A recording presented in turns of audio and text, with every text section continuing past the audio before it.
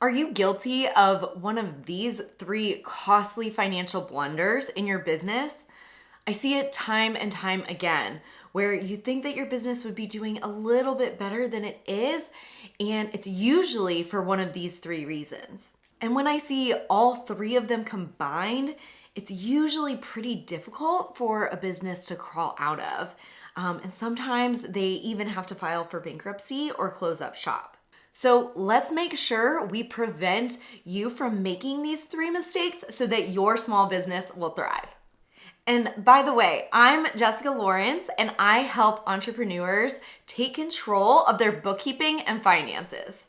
So the first financial blunder that I see small business owners making is they don't really know what they're spending. This really is the most common financial mistake for small businesses and for large businesses. And I mean, really what winds up happening is the business owner thinks that they're spending at X amount. And in reality, they're spending at Y amount. And almost always, Y amount is way more than X amount. I don't think I've ever seen the case where someone has been surprised that they've actually been spending less than they thought they were. It's almost always more. And so really understanding truly how much you're spending on your expenses every single month is so important to the business. It's very hard to operate a consistently profitable business if you don't know what your actual expenses are every month, and if you are truly able to afford the amount that you're spending each month. So we got to get a handle on how much we're spending. The second financial pitfall I see entrepreneurs making is overestimating their revenue projections. So as business owners, we tend to be pretty optimistic and hoping that we will get, a certain amount of deals closed or a certain amount of sales coming through. And yes, it is a good thing to be, optimistic and positive. But at the same time, when we're overestimating those revenue projections on a consistent basis and not hitting those numbers, it can work against us when we're spending at a level that's too high for our revenue. So what I recommend is really setting up a base case scenario for what you think the revenue will be, and then also looking at a worst case scenario. So, based on previous months, how much do you really think the revenue will be? If you've got previous years of data to look at and compare against, use that, especially if you're a seasonal business. Like for example, in my real estate, during the summer months at the beach house, I have higher revenue than during the winter months. So I need to take that into account. Look at those previous periods, come up with your base case, and then apply a worst case. So just, maybe 10%, 20% less than what you think the base case would be, and call it your worst case. And then you can be operating off of that as well, because then we can have these two different numbers as we're estimating and going forward for our revenue projections. We can get a little bit better about it. You can then plan your expenses around that worst case. And so if you do better, then it's just icing on the cake, right? You have more in revenue, it'll be great. But if you plan the expenses around that worst case, you'll be protected for your business to make sure that you're not overspending. The third financial pitfall is being over leveraged with too much debt.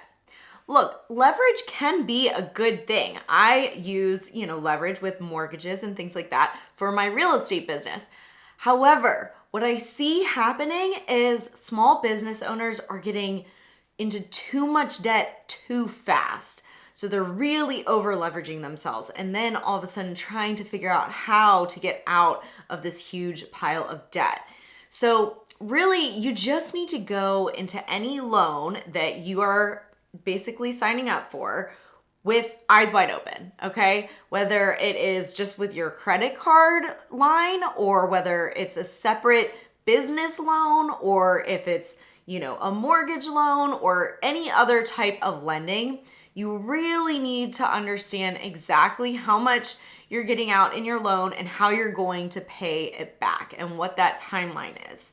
So How is this loan going to improve your business? What is the ROI? So when you're borrowing this money, what exactly are you going to be using it for, and when will you be able to pay it back? We don't want to just be spending willy-nilly using this, loan, especially if it's credit card debt, for whatever we think we need for the business without having a very clear plan for how we're going to pay that back.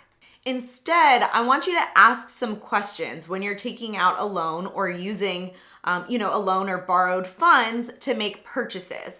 I want you to ask questions like, how likely is it that this purchase that I'm about to make is going to increase my income? Okay, what is the return on investment, right? When I make this purchase, how much do I think it'll increase income by?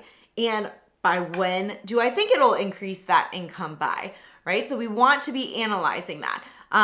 Can I wait until next month to make this purchase?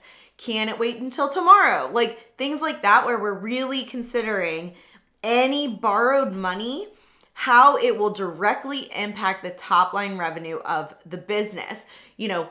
Can I increase my income with a less expensive purchase? We can look at things like that way, so that we're really starting to ask these questions when we're using this borrowed money.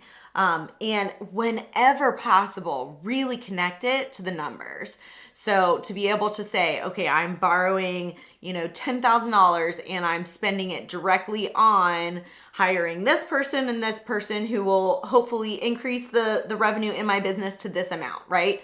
Really getting clear on exactly what that borrowed money is going towards, and then how you're going to be able to pay it back. When you start asking yourself these questions and really looking for that direct return on investment, that's when you can keep your spending and that additional leverage in check.